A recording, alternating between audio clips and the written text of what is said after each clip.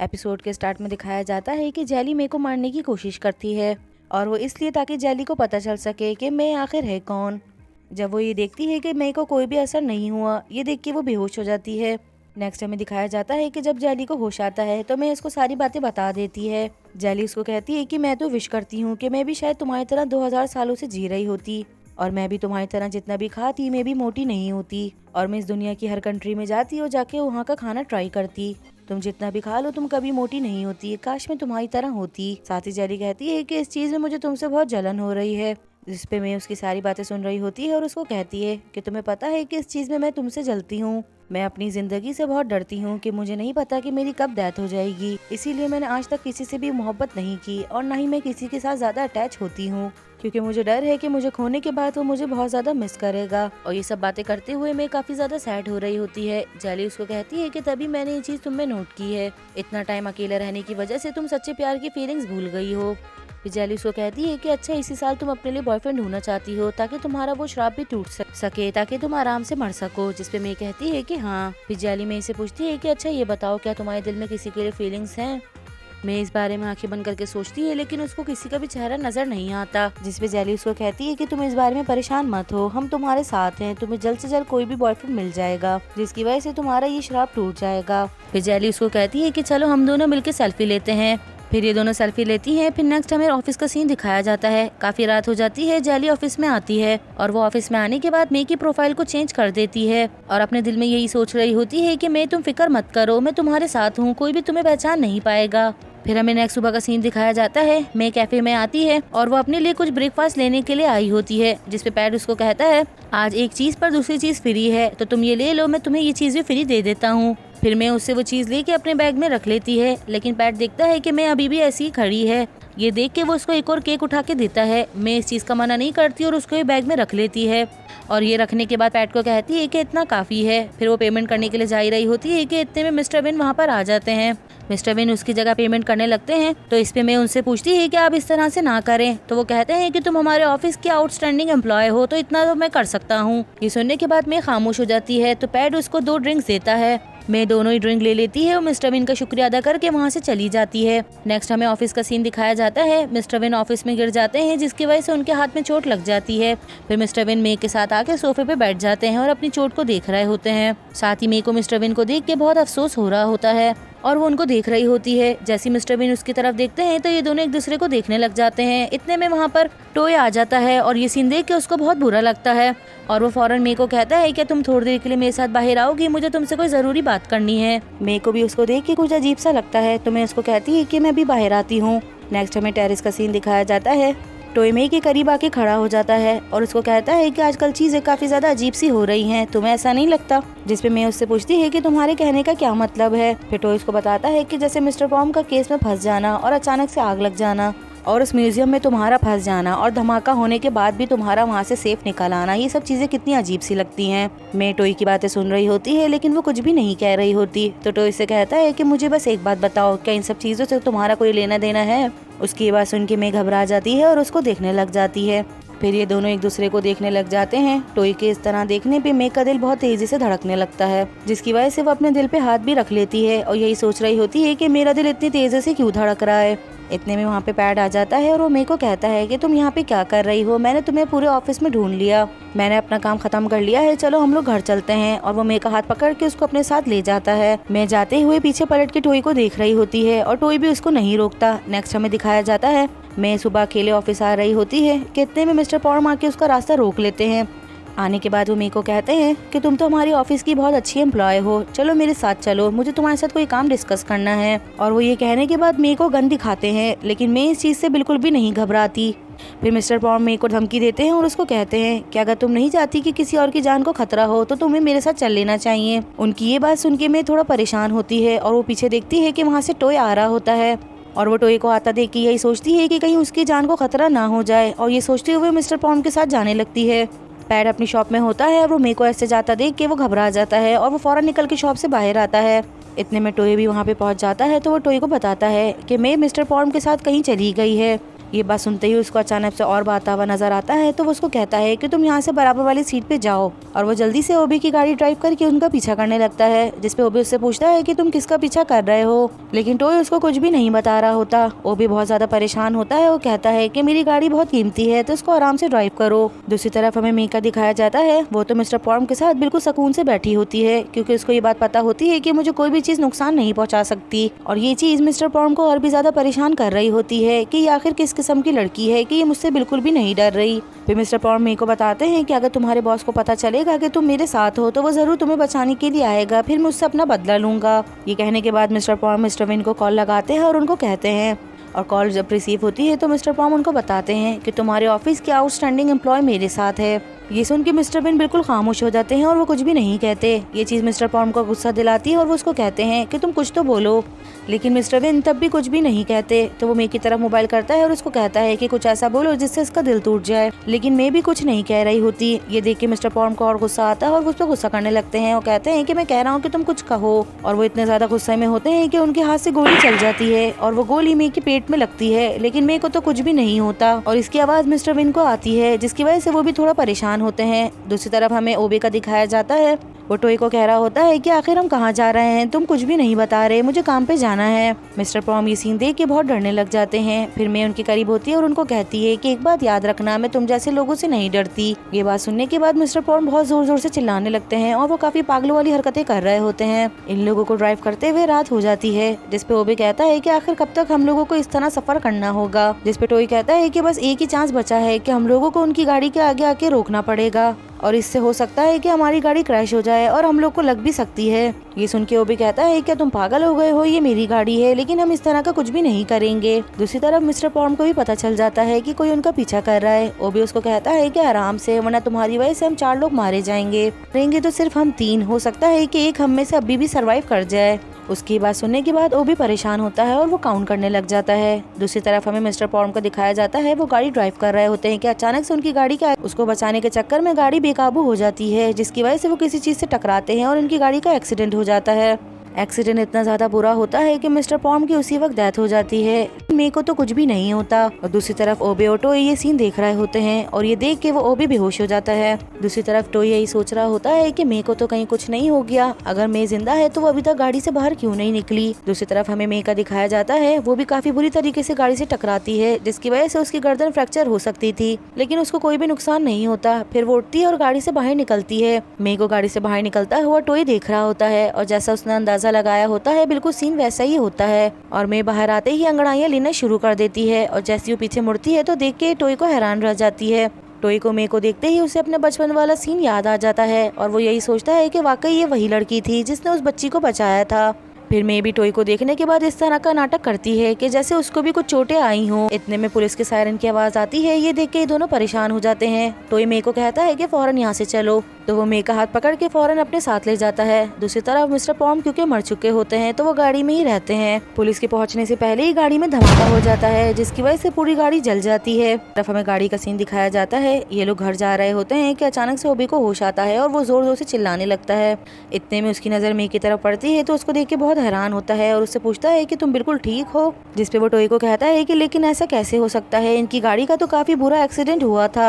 लेकिन टोई उसकी बात का जवाब नहीं देता। तो वो मे को बताता है कि हम तुम्हारी वजह से काफी ज्यादा परेशान थे और टोई की हालत तो देखने वाली थी और वो तुम्हारी वजह से इतनी दूर से ड्राइव करता हुआ आ रहा था। वो टोई की तारीफें करने लगता है। मे भी ये बात सुन रही होती है और वो काफी ज्यादा एम्बेरस होती है और टोई उसको देख रहा होता है। फिर हमें घर का सीन दिखाया जाता है। टोई और मे दोनों घर आ रहे होते हैं और रास्ते में ये दोनों एक दूसरे को देख रहे होते हैं। टोई तो मे की तरफ देखने के बाद अपनी नजरें हटा लेता है, लेकिन मे मुसलसल उसको देखती रहती है, यहाँ तक कि उसका दिल धड़कने लग जाता है। फिर वो अपने सेंस में आती है और उसको कहती है कि तुम मुझे घर तक छोड़ने के लिए क्यों आ रहे हो। जिस पे टोई इसको कहता है कि अपना ख्याल रखा करो ताकि दूसरे तुम्हारी वजह से परेशान ना हो। उसकी ये बात सुन के मैं उसको देखने लग जाती है। फिर टोई इसको बाय कहता है और वहाँ से जाने लगता है। दूसरी तरफ हमें ऑफिस का सीन दिखाया जाता है। मिस्टर पॉर्म की डेथ होने की वजह से उनके ऑफिस में तस्वीर लगाई जाती है और उसके आगे फूल रखे जाते हैं, क्योंकि मिस्टर पॉर्म इस ऑफिस के एक बड़े क्लाइंट होते हैं। फिर ओबे पूरे ऑफिस को कहानी सुनाना शुरू कर देता है और कहता है कि कल का सीन बहुत ज्यादा हॉरिबल था और बताता है कि टोई ने अपनी जान पे खेल के मे की जान बचाई है। जिस पे कैनियोप कहती है कि सारी फालतू की बातें छोड़ दो, सबसे अच्छी बात ये है कि मे सेफ है। ये लोग सब बातें कर रहे होते हैं कि इतने में मिस्टर विन नीचे आते हैं और वो अपने ऑफिस के एम्प्लॉय से कहते हैं कि मुझे बहुत अफसोस हुआ कि मिस्टर पॉम इस दुनिया में नहीं रहे। जिस पे कैनियोप मिस्टर विन को देख के कहती है कि इनको देख के तो मुझे बहुत अच्छी वाइब्स आ रही हैं। और मिस्टर विन कहते हैं कि ये वक्त आप लोग सबके लिए भी बहुत मुश्किल रहा है, तो मैं सोच रहा हूँ कि हम लोग सब मिलके एक पिकनिक पे चलते हैं। ये सुन के सब बहुत खुश हो जाते हैं। तो वो कहते हैं कि लेकिन इससे पहले हम लोगों को एक पार्टी अटेंड करनी है और इस पार्टी का नाम है घोस्ट पार्टी। फिर ये लोग सब मिलके बैठ जाते हैं और इस पार्टी के लिए डिसाइड करने लग जाते हैं कि हम लोग किस तरह का कॉस्ट्यूम पहनेंगे और किस तरह का हॉरिबल थीम देंगे। लेकिन यहाँ परेशानी ये होती है कि ये लोग अपने पार्टनर को चूज नहीं कर पा रहे होते। फिर कैनियोप कहती है कि मेरे पास एक आइडिया है, इससे हमें परेशानी भी नहीं होगी और जिसके पास जो पार्टनर आएगा उसे वो एक्सेप्ट करना होगा और वो जो अपने पार्टनर के साथ करना चाहे वो कर सकता है। इस बात से सब राजी हो जाते हैं। ये सुनने के बाद ओ भी बहुत खुश हो जाता है और वो फौरन प्रे करने लगता है कि कैनियोप ही मेरी पार्टनर बने। ये सुन के कैनियोप चिढ़ जाती है। फिर ये लोग सब पर्चियों पे नाम लिख लेते हैं और बारी बारी पर्चियाँ उठाना शुरू करते हैं। लेकिन अभी ये चीज ये लोग एक दूसरे को नहीं बताते कि कौन किसका पार्टनर बना है। वो बात इन लोग सबको पिकनिक नाइट पे बतानी होती है। अब इन लोग के पास अपने पार्टनर को परेशान करने की पूरी अपॉर्चुनिटी है कि जिस तरह चाहें वो उसको परेशान कर सकते हैं। नेक्स्ट हमें दिखाया जाता है कि मे स्टेयर से नीचे आ रही होती है कि इतने में उसके सामने टोय आ जाता है। ये दोनों आगे पीछे जाने की कोशिश कर रहे होते हैं लेकिन दोनों ही काफी ज्यादा कंफ्यूज हो जाते हैं। फिर ये दोनों एक दूसरे को देखने लग जाते हैं। तो मैं उसको देख के मुस्कुराती है और कहती है कि अगर मैं यहाँ खड़ी रह गई तो पूरा दिन निकल जाएगा, मैं अपने काम के लिए जा रही हूँ। ये कह के वहाँ से जाने लगती है। उसकी बात सुन के टोय भी मुस्कुराने लगता है।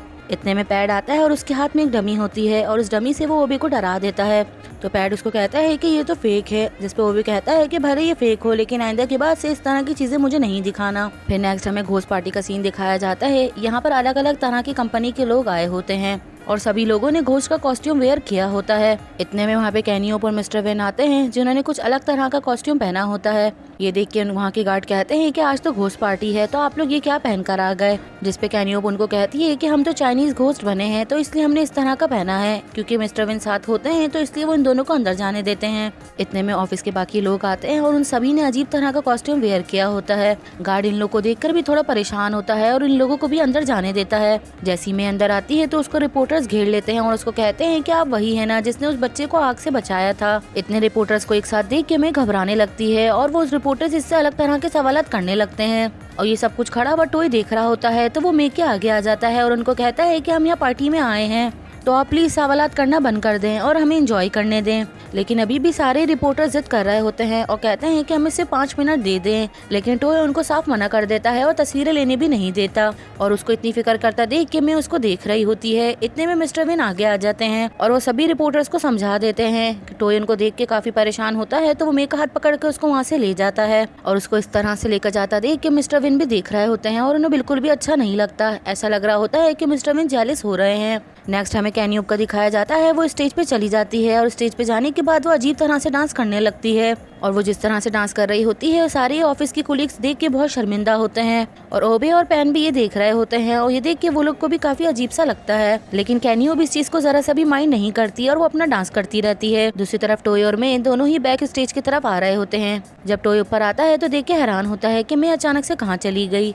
वो उसको अंदर झाँक के देखता है लेकिन उसको मैं नजर नहीं आती। वो कैनियोप का डांस देख के वहीं खड़ा रह जाता है। नेक्स्ट हमें दिखाया जाता है कि मिस्टर वेन उसका हाथ पकड़ के अपने साथ उसको लेकर आ गए हैं। मिस्टर वेन उसको कहते हैं कि मैं तुम्हें लेके बहुत परेशान होता हूँ, जिसपे मैं उनको कहती है कि आपको मेरे बारे में परेशान होने की जरूरत नहीं है। जिसपे मिस्टर वेन उसको कहते हैं कि तुम ये इंसान को नहीं बता सकती कि वो तुम्हारे बारे में परेशान हो या ना हो और मैं एज अ बॉस तुम्हें लेके परेशान नहीं हूँ। ये बात सुन के भी मैं थोड़ा इग्नोर कर देती है और कहती है कि थैंक यू सो मच जो चीजें आपने मेरे लिए की हैं। मिस्टर विन को ये बात सुन के गुस्सा आता है कि ये मैं तो मेरी बात ही नहीं समझ रही और वो इस पार्टी से चले जाते हैं। नेक्स्ट हमें सुबह ऑफिस का सीन दिखाया जाता है। टोय कॉफी लेने के लिए आता है तो देखता है पैन के हाथ पे कॉफी गिर गई है और उसका हाथ बुरी तरीके से जल गया है, लेकिन उसको जरा सी भी जलन फील नहीं हो रही। जब वो उसका नाम लेता है तो पैन अचानक से डर जाता है। फिर टोय इसको कहता है कि तुम्हारा हाथ बुरी तरीके से जल गया है, क्या तुम्हें जलन नहीं हो रही। ये सुन के पैड मुस्कुराने लगता है और कहता है कि इन चीजों से तो मैं यूज्ड टू हो गया हूँ, इससे मुझे कोई भी जलन फील नहीं होती। लेकिन ये बात टोई को कुछ हजम नहीं होती और वो इस चीज को लेके काफी परेशान होता है। नेक्स्ट हमें ऑफिस का सीन दिखाया जाता है। मे को अचानक से ऑफिस में छींक आती है। ये देख के कैंप और जेली दोनों ही परेशान हो जाते हैं और जेली फौरन भागती हुई इसके पास आती है और आके उसका बुखार चेक करती है। मे को काफी तेज फीवर हो रहा होता है। ये देख के जेली कहती है कि तुम्हें तो काफी तेज बुखार हो रहा है, जिसमें मे कहती है कि इसका मतलब है कि मैं बहुत जल्दी मरने वाली हूँ। ये बात सुन के जेली और कैम को परेशान होने के बजाय ये दोनों जोर जोर से उछलने लगते हैं और बहुत खुश हो रहे होते हैं। साथ ही जेली उछल उछल के कह रही होती है कि मैं तो अब मरने वाली है। इतने में ओबे आता है, उसको ये बात कुछ समझ में नहीं आती और वो यही सोचता है कि ये आखिर क्या कहने की कोशिश कर रही है। नेक्स्ट सीन हमें दिखाया जाता है। मैं अपने घर पर होती है और ऑफिस जाने के लिए तैयार हो रही होती है और आईने में देख के खुद को यही सोच रही होती है कि आखिर मुझे किस लड़के से प्यार करना चाहिए और मेरे लिए कौन सा लड़का सूटेबल रहेगा। वो दोनों की एज को कैलकुलेट करती है, जिस पर उसको पता चलता है टोई तो मुझसे काफी ज्यादा छोटा है, वो बच्चा है, तो मिस्टर विन के बारे में मैं सोच सकती हूँ। और सोचती है कि मिस्टर विन भी तो मुझसे छोटे हुए। फिर ये सोचते हुए काफी परेशान हो जाती है और कहती है कि खैर छोड़ो, जो होगा देखा जाएगा। नेक्स्ट हमें ऑफिस का सीन दिखाया जाता है। मिस्टर विन आते हैं और मे के लिए मेडिसिन रख के टेबल पे वहाँ से जाने लगते हैं। अपनी इतनी फिक्र करता देख के मे हैरान होती है, तो वो उन मेडिसिन को उठा के सूंघने लग जाती है कि इतने में वहाँ पे टोया आ जाता है। टोई को भी देख के अच्छा नहीं लगता, तो वो टेबल के करीब आता है और उन मेडिसिन को देखता है और उस पे एक चिट भी लगी होती है जिसपे लिखा होता है कि मैंने सुना है कि तुम बीमार हो तो जल्दी से ठीक हो जाओ। फिर वो मे से पूछता है कि ये क्या है, जिसपे मैं उसको बताती है कि ये एक चाइनीज मेडिसिन है जो कि जड़ी बूटियों से बनती है। जिसपे टोई फौरन कहता है कि ये कितना ज्यादा ओल्ड फैशनेट है। उसकी ये बात सुन के मैं उसको देखने लग जाती है। टोई को देख के ऐसा लग रहा होता है कि जैसे वो भी मे को पसंद करने लगा है और इसी वजह से मे को मिस्टर विन के करीब आना उसको अच्छा नहीं लग रहा। फिर वो मेडिसिन रख के वहाँ से चला जाता है। दूसरी तरफ हमें मिस्टर विन का दिखाया जाता है। उनके पास एक केक का पीस रखा होता है जिसपे वो कोई चीज मिला रहे होते हैं। इतने में वहाँ पे पैड आ जाता है और उनके हाथ में एक कॉफी होती है। फिर मिस्टर विन उसको वो केक का पीस उठा के देते हैं और कहते हैं कि ये मेरे क्लाइंट ने मुझे दिया था, तो इसे तुम खा लो। फिर पैन कहता है कि मेरे पास भी आपके लिए कॉफी है, आपने मेरा इतना ख्याल रखा। मैंने एक न्यू रेसिपी बनाई थी, तो मैंने सोचा कि सबसे पहले मैं उससे आपको टेस्ट करवाऊं। उसकी ये बात सुन के मिस्टर विन बहुत टच्ड होते हैं और वो आके उसके हाथ से केक का पीस ले लेते हैं और कहते हैं कि इसको मैं खा लूंगा। मिस्टर विन वो केक खाने लग जाते हैं। उनको वो केक काफी सॉल्टी लगता है क्योंकि उन्होंने पैन के लिए नमक मिलाया होता है, लेकिन जब वो पैन की काइंडनेस देखते हैं तो उसे खुद ही खा लेते हैं। फिर पैड मिस्टर विन को कहता है कि आप प्लीज ये कॉफी ट्राई करके देखें। जैसे ही मिस्टर विन वो कॉफी ट्राई करते हैं उसका टेस्ट भी उन्हें काफी अजीब सा लगता है, लेकिन फिर भी मिस्टर विन उस कॉफी की बहुत तारीफ करते हैं और कहते हैं कि कॉफी काफी अच्छी बनी है। फिर हमें बैक का सीन दिखाया जाता है जब पैड मिस्टर विन के लिए कॉफी तैयार कर रहा होता है। कितने में वहाँ पे ओबे आता है और वो कॉफी में कोई चीज मिलाता है और कहता है कि ये कॉफी कैनियोब को दे देना, और वो ये कह के वहाँ से चला जाता है। और ये बात टोई सुन लेता है और आने के बाद वो कॉफी के कप को बदल देता है और वो ये चीज जानबूझ के करता है। इसी वजह से वो कॉफी कैनियोब के पास जाने के बजाय मिस्टर विन के पास आ जाती है। फिर टोई उनको कहता है कि चले मैं चलता हूँ, फिर मैं आपसे बाद में मिलूंगा। ये कह के वहाँ से चला जाता है। यहीं पर हमारा ये एपिसोड खत्म होता है। आई होप सो कि आप लोगों को पसंद आया होगा और इतना वेट करवाने के लिए आई एम सो सॉरी।